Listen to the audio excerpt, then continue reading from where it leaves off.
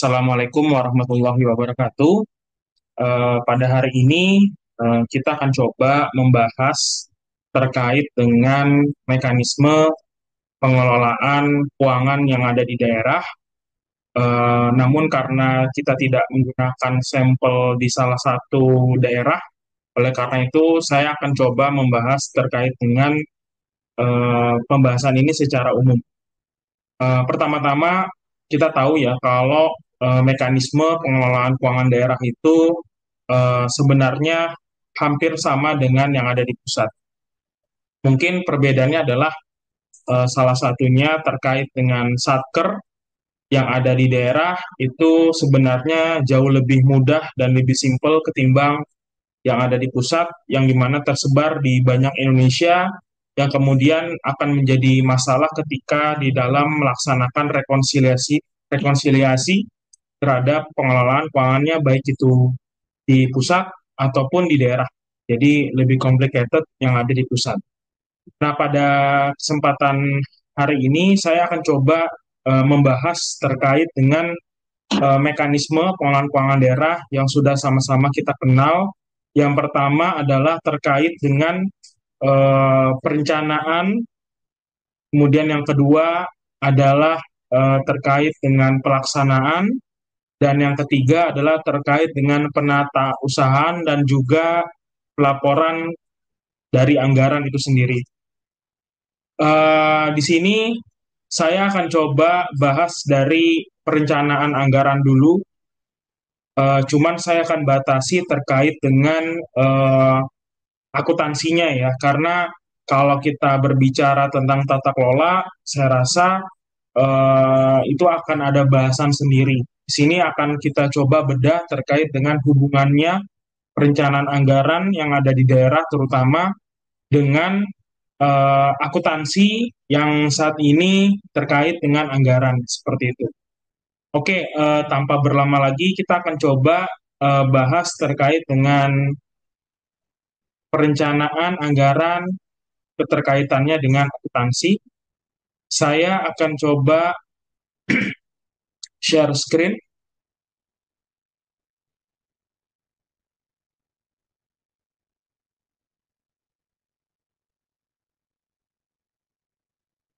Oke, di sini kita bisa lihat ya, bahwasannya pertama tadi saya sudah jelaskan bahwa mekanisme pengelolaan keuangan daerah secara umum ya terkait dengan akuntansi.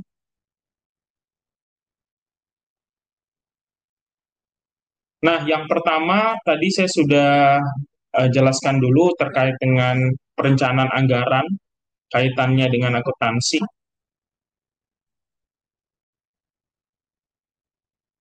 Oke, baik. Terkait dengan perencanaan anggaran, terutama di daerah, ini merupakan tahap yang paling dasar di dalam siklus pengelolaan keuangan daerah. Dari sisi akuntansi, perencanaan anggaran ini berkaitan dengan penganggaran akuntansi ya. Jadi perencanaan anggaran ini kaitannya dengan apa? Kaitannya dengan penganggaran akuntansi ya. Kalau bahasa Inggrisnya mungkin ya, penganggaran akuntansi kita mengenal dengan istilah budgetary accounting. Jadi di sini kita bisa melihat kalau yang kita sebut sebagai penganggaran itu kan sebenarnya adalah merupakan proyeksi ya. Jadi ini adalah bagian dari proyeksi ke depan. Kita mau lihat arahnya bagaimana, kemudian nanti pelaksanaan atau realisasinya itu seperti apa gitu ya. Maka dari itu ini hanya sifatnya proyeksi. Sedangkan akuntansi itu dilaksanakan secara real time gitu ya. Artinya secara kronologis gitu ya. Nah, bagaimana pertanyaan berikutnya adalah bagaimana kita menghubungkan antara proyeksi dengan real time ini kemudian menjadi sebuah metode ilmiah di dalam melakukan pencatatan gitu ya, yang kemudian kita akan melakukan yang namanya pencatatan akuntansinya atau journal entries-nya itu seperti apa, gitu ya. Nah, di sini saya akan coba bahas berikutnya di area pencatatan. Nah, pertama, sebelum kita mencatat terkait dengan proyeksi, perlu kita ketahui kalau ini hanya sifatnya proyeksi dan yang tentunya pencatatan ini memang sifatnya hanya rencana, gitu ya. Jadi sifatnya adalah hanya sekedar untuk sebagai kontrol, gitu ya. Jadi pencatatan ini dilakukan hanya sebagai kontrol. Kontrol terhadap apa? Terhadap realisasi yang nanti akan dilaksanakan, gitu ya. Jadi poin yang pertama adalah pencatatan dan digunakan hanya untuk kontrol. Kenapa? Karena akuntansi sifatnya adalah kronologis dan dia harus terjadi. Sifatnya adalah kronologis dan maknanya adalah harus ada yang namanya realisasi. Minimal seperti itu. Atau misalkan saat ini karena di pemerintahan itu sudah mengadopsi yang namanya akrual, oleh karena itu bisa saja tidak berupa realisasi gitu ya. Bisa aja yang sifatnya unrealized gitu ya atau unrealis ya, unrealisasi gitu atau sesuatu yang tidak terrealisasi tapi kita catat gitu ya. Nah, konteksnya adalah proyeksi yang dimaksud sebagai kontrol ini adalah yang sifatnya unrealisasi, unrealization. Nah, itu yang menjadi pemahaman kita dulu terkait dengan penganggaran akuntansi atau budgetary accounting. Pertama, saya ulangi dulu, sifatnya adalah proyeksi, kemudian yang kedua adalah kontrol, kemudian yang ketiga adalah terhadap hal-hal yang sifatnya unrealized atau tidak atau belum realisasi. Nah, setelah kita sudah memahami terkait dengan uh, konsep dalam penganggaran di apa pemerintahan, kemudian kita akan coba lihat uh, hal ini akan menjadi apa dulu, gitu ya. Maksudnya, apakah ini hanya sekedar bahan koreksi saja, gitu ya, tanpa adanya komitmen. Jadi, hal yang paling penting setelah sudah kita melaksanakan yang penganggaran, perlu yang namanya berikutnya ya. Langkah berikutnya adalah komitmen. Apa yang dimaksud dengan komitmen? Komitmen merupakan bahasa non accounting ya, yang dimana ini sangat penting untuk menentukan keberlanjutan dari akuntansi itu sendiri. Ya, karena tanpa adanya komitmen dari pimpinan dalam hal ini adalah eselon 1, eselon 2, terutama dari menteri ataupun dari gubernur atau setingkat wali kota dan apa namanya bupati, maka dari itu hal ini akan dirasa percuma proyeksi yang kita lakukan.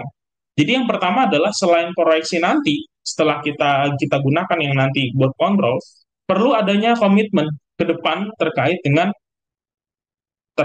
ini catatan nanti, gitu ya, pencatatan realize-nya. Jadi nanti ujung-ujungnya adalah pada saat pelaksanaan udah terjadi realisasi, di situ kita bisa ngebandingin antara budget yang ada dengan realisasi.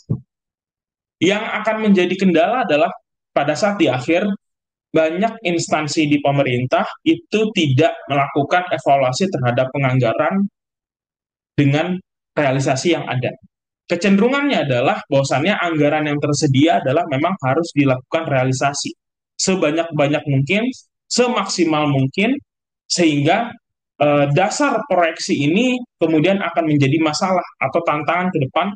Apakah penganggaran itu harus dihabiskan ya lewat realisasi gitu ya, ataukah dihemat sehemat mungkin gitu ya, apalagi saat ini oleh Presiden Pak Prabowo itu adalah menekankan yang namanya efisiensi. Ya, tentunya konsep dalam proyeksi ini ya tentu dengan seefisiensi mungkin gitu ya, bukan sehabis-habis mungkin. Nah, oleh karena itu arahnya komitmennya pimpinan ini apa gitu ya. Nah, kita harus pertanyakan berikutnya sesuai dengan arahan pemerintah pusat. Apakah dalam bentuk maksimalisasi gitu ya, maksimalisasi dari anggaran ataukah minimalisasi? Ini yang perlu dijawab dari konteks proyeksi penganggaran itu sendiri.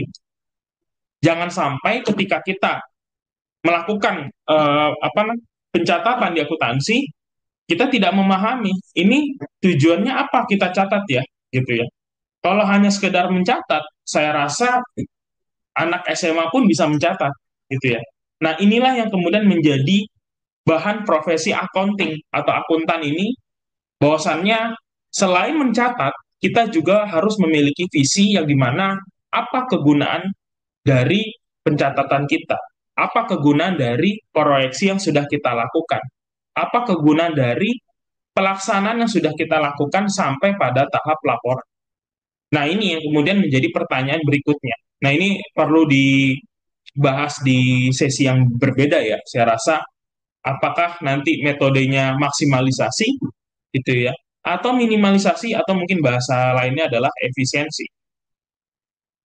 Nah, ini yang perlu dijawab oleh komitmen pimpinan setingkat gubernur tadi dan para pimpinan yang lainnya terhadap proyeksi penganggaran itu sendiri. Karena kalau tidak ada komitmen, kembali lagi, apa tujuan kita di dalam melakukan penganggaran? Itu yang perlu dijawab dulu ya, terkait dengan penganggaran ya dan kaitannya dengan akuntansi. Berikutnya, kita akan coba uh, memberikan gambaran prosesnya dulu ya. Ini terkait dengan tata kelola, cuman pada sesi kali ini kita nggak fokus ke tata kelolanya ya. Kita akan fokus ke arah akuntansinya terkait dengan perencanaan. Pertama, kita lihat prosesnya, kita tahu ya, di sini ada beberapa penyusunan gitu ya. Ini singkat aja terkait dengan tata kelola. Penyusunan RKPD gitu ya. Rencana Kerja Pemerintah Daerah gitu ya. Kemudian yang kedua, ada juga penyusunan terkait dengan kebijakan umum anggaran dan PPAS, atau kita sebutnya sebagai prioritas plafon anggaran sementara. Kemudian yang ketiga, itu terkait dengan penyusunan RKA atau Rencana Kerja dan Anggaran dari SKPD itu sendiri. Kemudian berikutnya adalah kita masuk ke dalam tahap penyusunan atau dan penetapan APBD.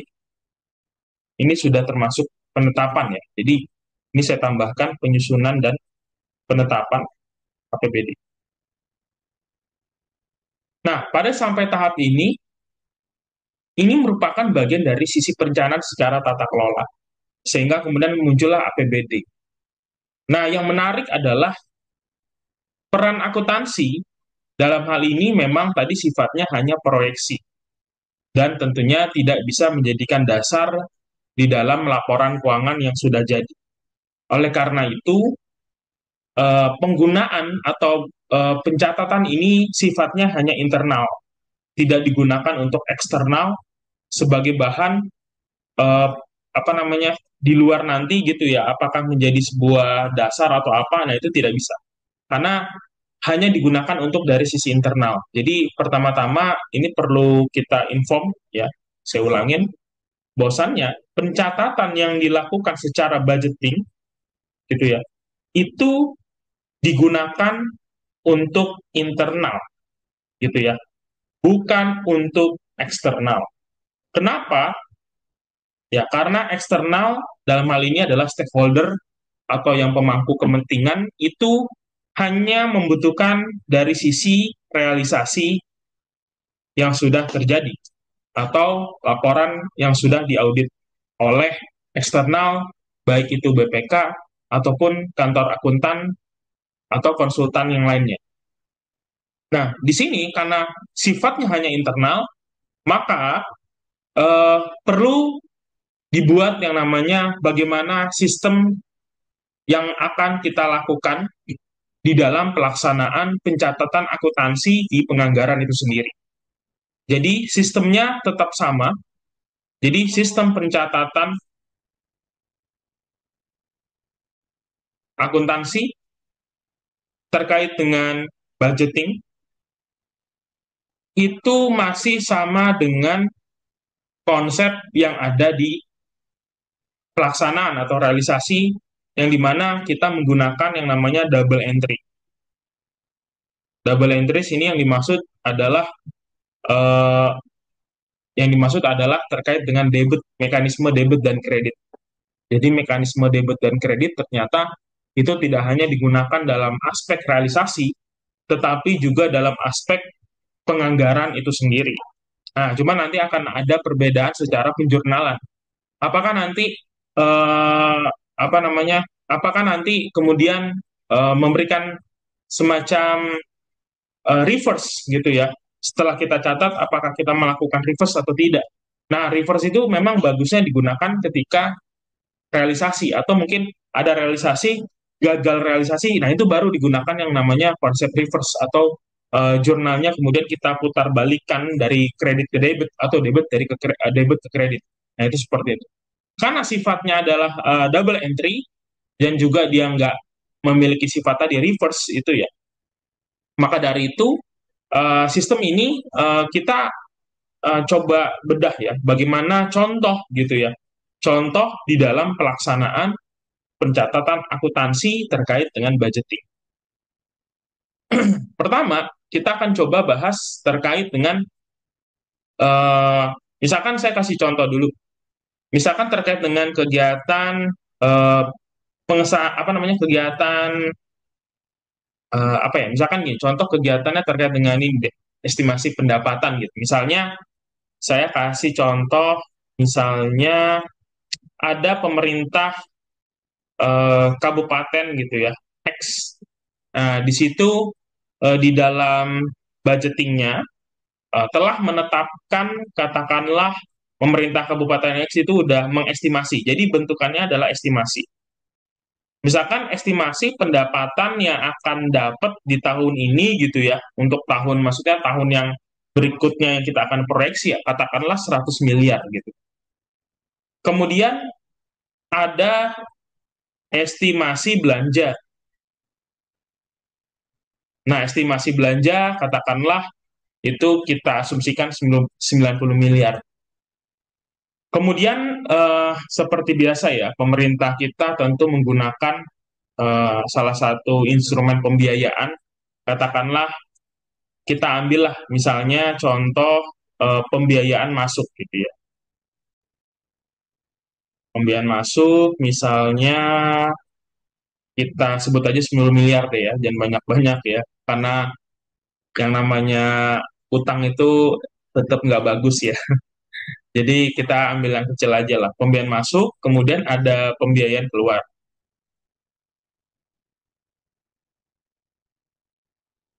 Nah, di pembiayaan masuk dan pembiayaan keluar ini, eh, ya paling biasanya nggak banyak-banyak ya. Kalau pembiayaan keluar kan berarti dia memberikan semacam pembiayaan buat keluar ya. Bisa aja ke bank daerahnya gitu ya, atau kegiatan-kegiatan yang sifatnya bisnis daerah. Bisa aja kayak perusahaan-perusahaan minum yang ada di daerah, pembiayaan keluar. Nah, itu bisa tuh. Gitu ya. Itu contoh ya. Nah, ini dari sifatnya tadi ada dua akun itu estimasi, kemudian ada juga dua akun ini yang sifatnya pembiayaan masuk dan keluar. Nah, bagaimana kita melaksanakan penjurnalan ya. Nah, ini kita sebutnya sebagai jurnal anggaran.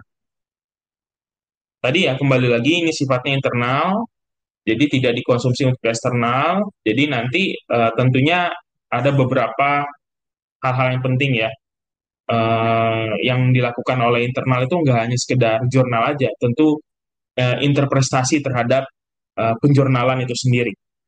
Pertama adalah kita lihat kalau sifatnya pendapatan, ini karena sifatnya estimasi, otomatis estimasi ini adalah bentukannya kita masukkan ke debit, itu ya, estimasi pendapatan. Kemudian yang kedua ada estimasi pembiayaan masuk. Jadi ini debit ya, debit, kemudian estimasi pembiayaan masuk. Karena nature-nya pendapatan itu adalah kredit, maka dari itu kalau konteksnya kita ngomongin estimasi, jadi ya dia ngelihatnya debit gitu ya, debit dulu. Nanti kalau misalkan terjadi realisasi pendapatan yang berapa, nah itu baru kita apa namanya, kita lihat tuh pendapatan yang masuk di kredit berapa. Nah, itu kan jadi bisanya bahan nge-reverse ya. Nah, pendapatannya misalkan katakanlah 100 juta gitu ya. Tadi 100 miliar, sorry. 100 miliar etika ya, Bapak Ibu semuanya terkait dengan penulisan di akuntansi, bahwasannya kalau kita tulis di apa namanya seperti ini ya, itu biasakan jangan menggunakan tulisan 100M, tapi 100 miliarnya itu 000 ini ya, itu kita tulis dengan sempurna, atau kita bisa kasih catatan di atas misalkan dalam ribuan rupiah gitu ya, dalam ribuan rupiah misalnya. Nah, itu boleh. Tuh, jadi tetap perhatikan kaidah-kaidah di dalam etika penulisan atau penjurnalan di akuntansi. Kemudian lanjut lagi, estimasi pembiayaan masuk. Tadi kita sepakati itu, sorry, ini debit ya, salah tulis. 10 miliar ya, 10 miliar. Kemudian berikutnya adalah kita ke estimasi belanja. Nah, estimasi belanja ini baru kredit nih, gitu ya. Kok bisa kredit? Ya, karena sifatnya masih estimasi ya, seperti itu. Nah, estimasi di kreditnya berapa gitu ya. Nah, estimasi apa namanya di kreditnya itu kan tadi 90 miliar ya. Ini mudah-mudahan cukup gitu ya. Kemudian berikutnya ada estimasi pembiayaan keluar ya. Kredit lagi tadi kita sepakati kalau nggak salah 20 miliar ya. Oke, ini miliarnya banyak banget. Ya kalau narasi yang benar ya di pemerintah pasti miliaran ya. Jarang yang ratusan kalau udah pembiayaan seperti ini. Pertama-tama tadi saya sudah jelaskan sedikit kayak misalkan nature pendapatan. Pendapatan itu kan nature-nya di kredit. Maka di jurnal anggaran itu ya tentunya kita tidak tulis tuh pendapatan dulu di kredit gitu ya. Tapi kita tulisnya pendapatannya di debit. Nah, tapi nama akunnya itu yang kemudian menjadi apa namanya uh, apa ya problemnya gitu ya. Jangan sampai kita salah menulis mata akun. Jangan sampai kita tulis begini, estimasinya kita coret gitu ya, katakanlah kita coret cuma tinggal pendapatannya aja. Nah, itu tidak boleh. Jadi sifatnya adalah estimasi pendapatan gitu ya, masih sifatnya estimasi. Jadi estimasi pendapatan ini berapa? Oh, 100 miliar misalnya gitu ya. Kemudian estimasi pembiayaan masuk, dalam ini pembiayaan masuk itu kan udah pasti utang ya. Utang kan nature-nya di kredit. Nah, oleh karena itu pembiayaan masuk itu di debit. Yang mungkin jangan heran kalau istilahnya pembiayaan masuk ya, karena memang di pemerintahan gitu ya, menurut Undang-Undang Keuangan apa negara ataupun daerah itu juga memang istilahnya kita istilahkan sebagai pembiayaan gitu ya. Dan juga sama dengan estimasi belanja. Nah, belanja ini kan case-nya adalah kita sebutnya sebagai expense ya, atau belanja ya, baik itu belanja bantuan sosial atau belanja pegawai gitu ya, belanja macam-macam lah gitu ya. Itu bisa dilihat ya di apa namanya undang-undang keuangan negara ya, bahwasannya belanja itu kan banyak jenisnya dan itu termasuk bagian dari beban pemerintah itu sendiri. Maka dari itu estimasinya di kredit. Kenapa? Karena nature-nya ada di debit beban itu. Nah, itu ya adalah salah satu yang perlu saya sampaikan di belanja. Kemudian pembiayaan keluar. Nah, pembiayaan keluar ini sama halnya kayak kita memberikan pembiayaan buat apa namanya keluar, dalam hal ini ya bisa aja yang sifatnya piutang gitu ya. Piutang kan nature-nya di debit gitu ya. Dan juga di sini kita konteksnya lebih ke piutang ya. Nah, di piutang ini kita bisa lihat nih kalau ternyata pemerintah juga memang jarang ya memberikan pembiayaan yang terlalu masif keluar, kecuali yang sifatnya korporat kayak tadi ya, Perum atau mungkin bank gitu ya, bank-bank daerah gitu ya. Jadi biasanya relatif biasanya pembiayaan masuk kalau di daerah itu sendiri. Kebanyakan seperti itu. Nah, ini adalah contoh jurnal anggaran. Nah, kira-kira apa yang menjadi catatan penting terkait dengan ini?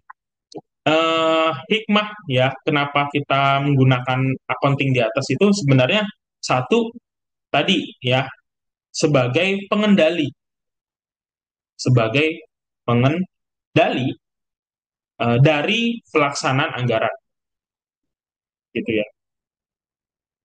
Itu yang pertama.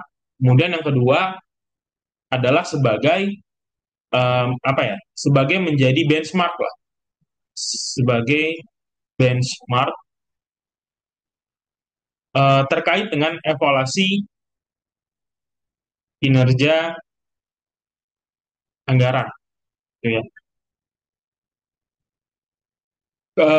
Kemudian jangan lupa ya, ini semuanya ujung-ujung akan nanti masuk ke dalam laporan realisasi anggaran di akhir periode ya, seperti itu. Jadi ada dua hal tadi ya, kontrol, kemudian benchmark, evaluasi kinerja anggaran. Jadi kita bisa melihat variansnya ya antara budget yang ada dengan pelaksanaan. Nah, di sini kalau bagusnya memang kalau kita mau kita kalau mau evaluasi ya bagus-bagus kita mempelajari tentang terkait dengan varians ya, varians di dalam accounting. Ini mungkin ada sesi tersendiri ya terkait dengan pembahasan varians ya. Bagaimana kita bisa melihat uh, budget budget yang di pemerintah itu apakah fleksibel ya, fleksibel budgeting dan sebagainya. Nah, itu kita akan pelajari di pelajaran yang sesi yang berbeda terkait dengan varians. Kemudian sebenarnya ada lagi ya yang bisa kita bahas ya terkait dengan pendapatan gitu ya, pendapatan belanja daerah gitu ya. Ini sama sih sebenarnya ya dengan apa namanya pendapatan atau belanja-belanja daerah di seluruh daerah gitu ya. Itu tidak ada perbedaan. Itu salah satunya tadi yang saya ungkapin di atas. Kira-kira ada lagi nggak ya? Hampir relatif memang kalau ini memang terkait dengan pendapatan, kemudian belanja, terus juga pembiayaan masuk dan pembiayaan keluar gitu ya. Dan jangan lupa ada namanya juga SAL ya. Uh, SAL istilahnya selisih anggaran lebihnya. Dan itu seperti apa gitu ya. Contoh misalkan, saya kasih contoh lagi deh, misalkan masalah pembiayaan gitu. Nah, kalau di pembiayaan itu misalnya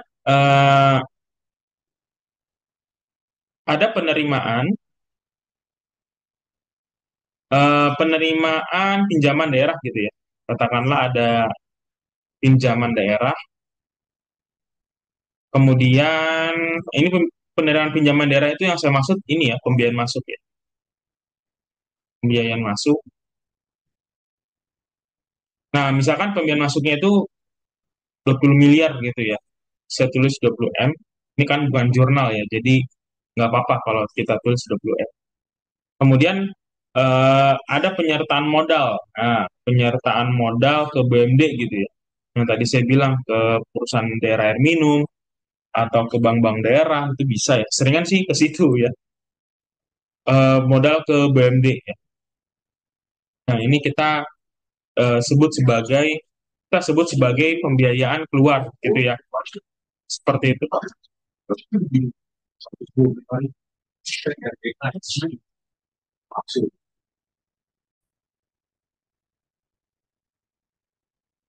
Ya, ini kan eh, pembiayaan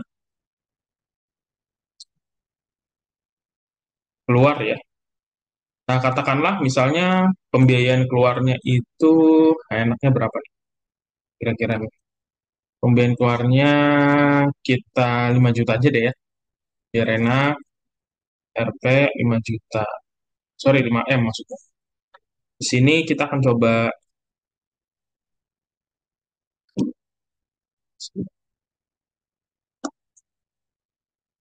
saya bawahin.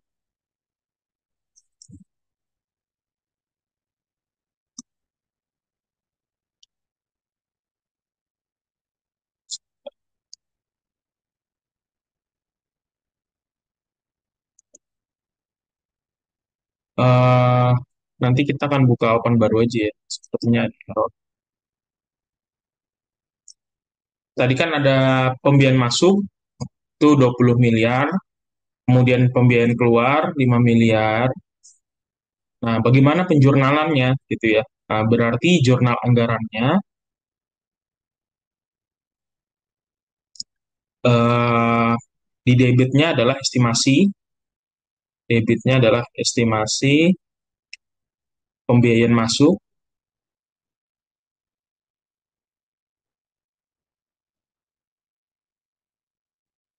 Kemudian yang kedua adalah estimasi pembiayaan keluar. Nah, tapi ini kredit, estimasi pembiayaan keluar. Nah, pembiayaan masuk ini tadi kita udah sepakati 20 miliar itu di debit, kemudian pembiayaan masuk 20 miliar dan pembiayaan keluarnya adalah 5 miliar. Nah, di sini di kredit itu ya, di debit. Nah, di kreditnya kan ada selisih ya. Nah, selisih ini yang kita sebutnya sebagai estimasi SAL ya, sisa anggaran lebih. Itu senilai 15 miliar gitu ya. Kemudian setelah kita sudah memahami, nah ini juga sama kayak pendapatan dan belanja nih terkait dengan estimasi. Nah, kalau mungkin kita kenalnya istilah silpa ya. Misalkan kita ada pendapatan nih, di sini saya coba ini aja sebentar. Sorry,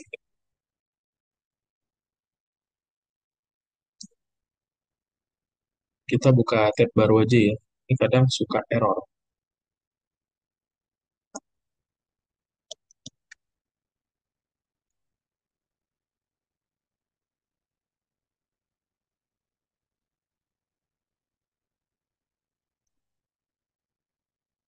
Bentar ya, data error.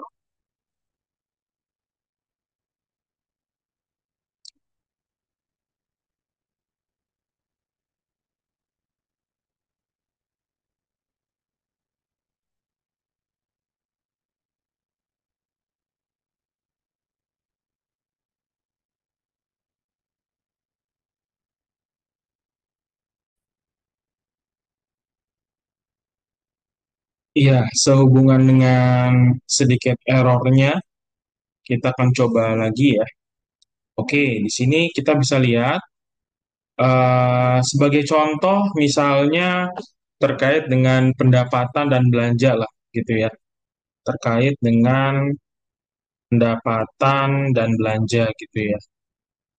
Sama halnya dengan kalau di apa namanya di pelaksanaan itu kan tentunya ketika ada pendapatan sama belanja terjadi selisih anggaran lebih atau SAL, maka tentunya akan diterapkan ya salnya itu di akunnya. Termasuk juga itu di perencanaan.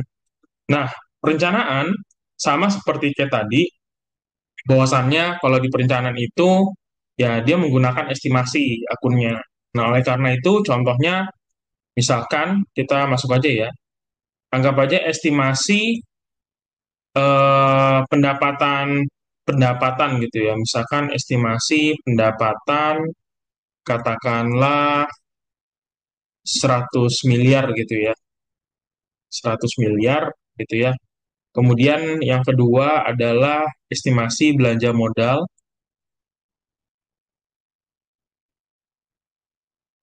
Nah, estimasi belanjanya adalah 85 M gitu ya. Maka berikutnya adalah estimasi salnya itu adalah 15 M.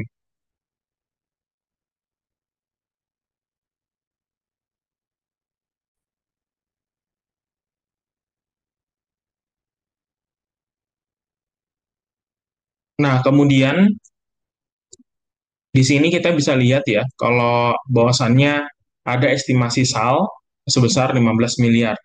Oleh karena itu, yang perlu dijadikan catatan adalah bahwasannya jurnal anggaran ini tidak mempengaruhi akun raca atau operasional ya, hanya digunakan pengendalian anggaran saja gitu. Karena memang sifatnya hanya berupa estimasi seperti itu ya. Jadi dan juga di sini memang paling enak terkait dengan budgeting ya, kita bisa membandingkan dengan laporan estimasi yang ada di laporan realisasi anggaran atau LRA seperti itu ya. Kemudian, nah itu ya, ketika itu adalah salah satu case, beberapa case tadi yang udah saya sebutkan terkait dengan eh, anggaran ya, secara planning itu seperti apa di dalam akuntansinya. Kemudian berikutnya kita akan coba masuk ke tahap pelaksanaan ya. Cuman sebenarnya pelaksanaan itu hampir sama dengan yang tadi, cuman mungkin bedanya adalah kalau pelaksanaan ya sebenarnya lebih gampang lagi ya, karena misalkan eh, contoh ya, misalnya saya coba buat yang baru, ya kita akan lanjutkan di aspek pelaksanaan. Nah, pada saat pelaksanaan anggaran, nah di sini kita coba kasih contoh ya. Yang pertama adalah misalnya Pemda menerima, misalkan pemerintah daerah menerima 200 juta dari pajak restoran, misalkan dari pajak restoran secara tunai. Nah, kalau pelaksanaan anggaran seperti ini, inilah kemudian yang kita bisa lakukan yang namanya pencatatan secara realisasi. Nah, ini jurnalnya adalah kasnya itu bertambah. Nah, ini kasnya ini kas daerah ya. Itu bertambah di debit, kemudian di kreditnya adalah pendapatan, pendapatan pajak. Itu di kredit. Jadi sederhananya sebenarnya itu sama seperti kebanyakan pencatatan akuntansi lainnya ya. Hanya mungkin beda akun saja, yang biasanya ada pendapatan biasa gitu ya. Yang ini pendapatan pajak. Terus kemudian kita kasih contoh lagi, misalkan yang kedua terkait dengan pembayaran gaji ASN.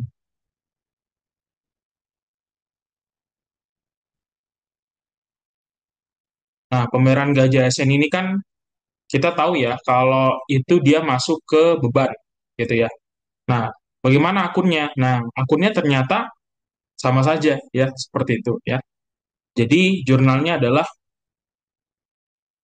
beban gaji gitu ya, beban gaji pegawai, dan kreditnya adalah kas. Di debit, kemudian ini di kredit. Katakanlah misalkan 2 miliar gitu ya. Ya udah berarti 2 miliar juga debit dan kredit. Jadi pencatatannya secara sistem sama, debit dan kredit gitu ya, double entry, dan hampir nyaris tidak ada bedanya dengan eh, perusahaan-perusahaan yang ada di swasta pada umumnya. Cuman memang kalau di pemerintahan tentunya kita berasaskan pada eh, mata akun ya yang ada di pemerintahan. Terus kemudian juga jangan lupa kalau ini nanti dicatat di apa gitu ya. Contoh kalau misalkan pembayaran gaji ASN ini kan dia itu diakui sebagai beban operasional di dalam laporan operasional atau LO. Kemudian dia juga tidak dicatat sebagai belanja karena belanja itu dicatat di LRA ya, sedangkan beban itu dicatat di LO seperti itu. Nah, ini kita menggunakan accrual basis yang jelas ya, seperti itu ya. Dan kalau misalkan pembelian peralatan juga gitu ya, misalkan SKPD Satuan Kerja Perangkat Daerahnya itu beli komputer, harga 100 juta dibayar tunai.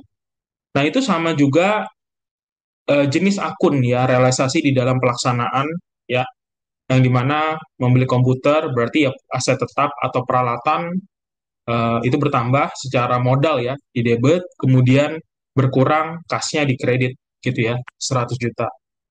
Dan juga jangan lupa kalau aset ya kita catat di neraca, dan juga kalau belanja modal itu juga jangan lupa dicatat di LRA ya. Itu menunjukkan dalam hal ini penggunaan anggaran. Nah, itu adalah contoh-contoh kasus yang dimana pada dasarnya penganggaran kemudian pelaksanaan ya itu sebenarnya hanya sifatnya sama-sama mencatat gitu ya, double entry. Cuman kalau perencanaan itu hanya sifatnya proyeksi, tidak perlu sampai ke eksternal gitu ya. Sedangkan kalau apa namanya pelaksanaan itu dicatat dan itu bisa diberikan secara eksternal. Dalam hal ini ya konsumsi internal ya kalau untuk penganggaran, sedangkan tadi pelaksanaan untuk apa namanya stakeholder yang berkepentingan. Nah, itu adalah salah satunya. Kemudian di sini kita akan coba bahas terkait dengan peran dari inspektorat daerah ya.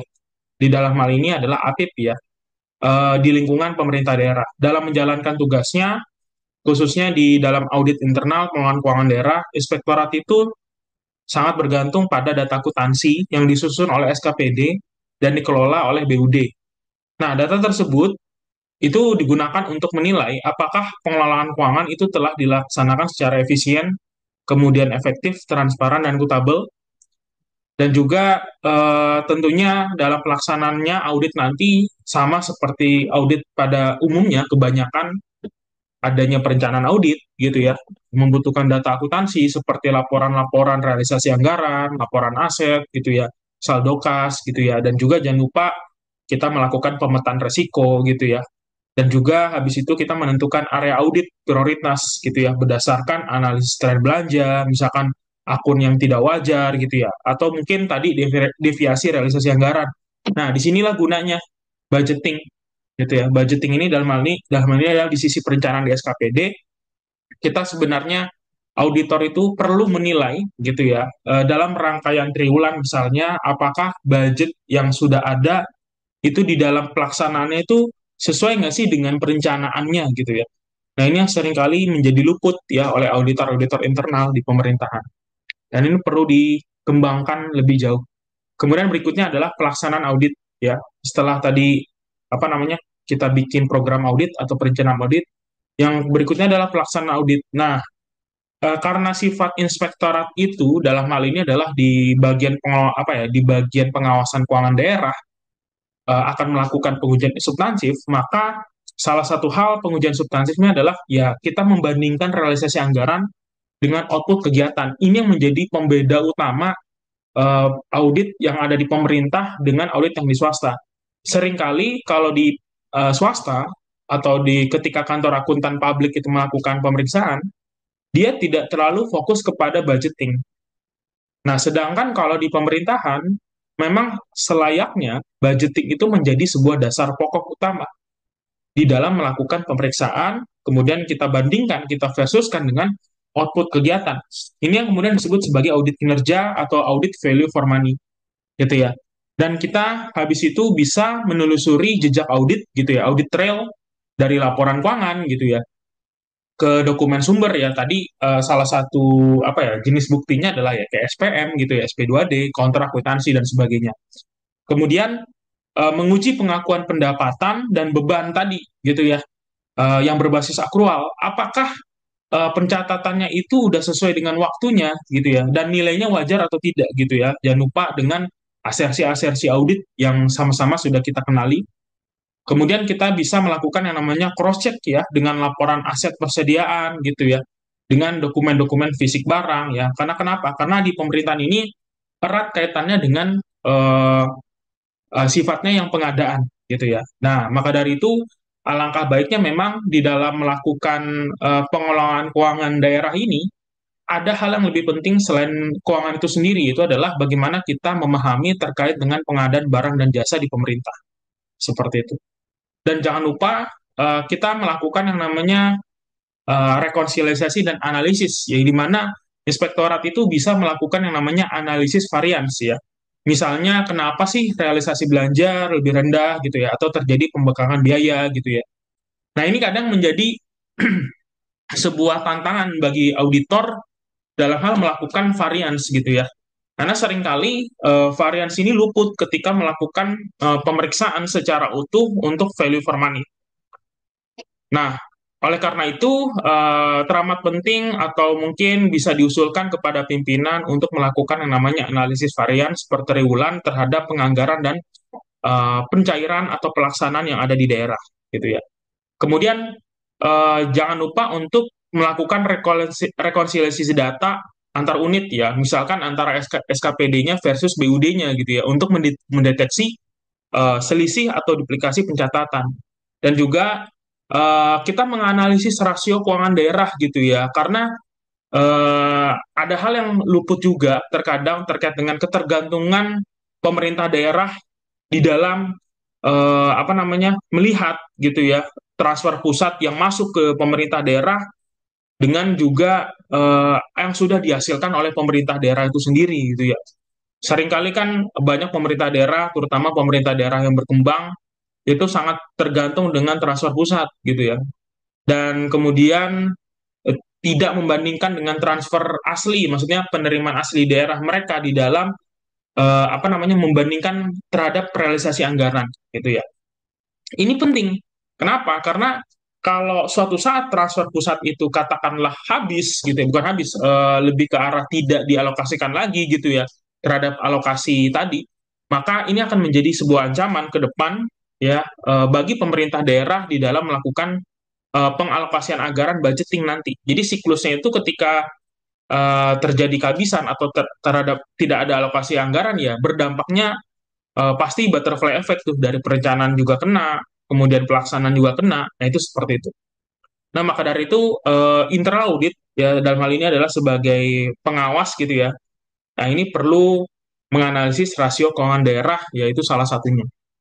Kemudian berikutnya adalah kita melakukan penyusunan temuan atau rekomendasi ya terkait dengan bukti objektif ya temuan-temuan audit yang kita lihat dan juga kita memberikan rekomendasi perbaikan ya tentunya ketika kita melakukan rekomendasi perbaikan kita harus banget-banget menyasar yang namanya SPI gitu ya karena jantungnya pengawasan dalam hal ini adalah melihat pengelolaan keuangan itu terletak pada sistem pengendalian internalnya ya kalau misalkan ternyata masih loss gitu ya ya itu memang diakibatkan karena tidak adanya petunjuk yang jelas atau sistem yang jelas ya di dalam melakukan delegasi ataupun SOP-SOP terkait ya terhadap kegiatan yang dimaksud. Sehingga disitulah timbul yang namanya resiko fraud gitu ya. Kemudian resiko-resiko tadi salah salah saji dan sebagainya. Nah, ini ketika SPI itu sudah benar gitu ya, maka nanti akan muncul yang namanya aset, penertiban aset atau kas itu akan kembali normal. Kelebihan pembayaran itu tidak terjadi. Kemudian apa namanya tidak sampai kemudian terjadi revisi berkali-kali terhadap SPM dan sebagainya gitu ya. Jadi memang sasarannya adalah SP itu sendiri. Dan jangan lupa hal yang paling terpenting memang di dalam konteks pengelolaan keuangan daerah itu adalah tindak lanjut dan monitoring. Eh, yang ini yang kadang mungkin di beberapa tempat juga dianggapnya sunatullah atau sunnah aja ya, boleh dilakukan, boleh nggak. Padahal sebenarnya tindak lanjut itu merupakan menu wajib gitu ya untuk mengawal keuangan daerah agar jauh lebih akuntabel. Ya salah satu yang kita pertanyakan apakah temuannya udah diperbaiki gitu ya. Kemudian apakah saldo akun yang bermasalah sudah disesuaikan gitu ya.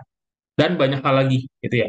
Jadi kesimpulannya adalah bahwasannya data akuntansi dari perencanaan, kemudian pelaksanaan, sampai pada tahap pelaporan itu akan menjadi sumber utama informasi bagi inspektorat di dalam menjalankan audit internal.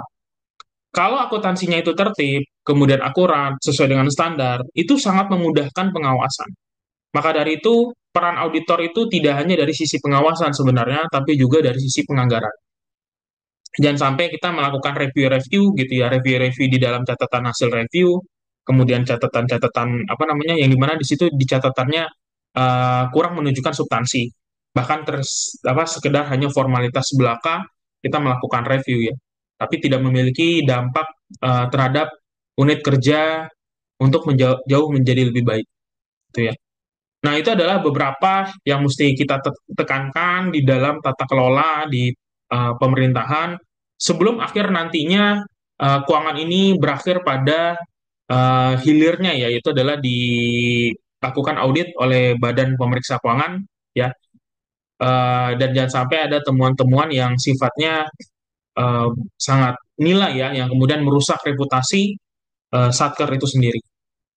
Nah, itu beberapa hal yang perlu saya sampaikan terkait dengan eh, lebih ke tata kelola dan kaitannya dengan akuntansi ya.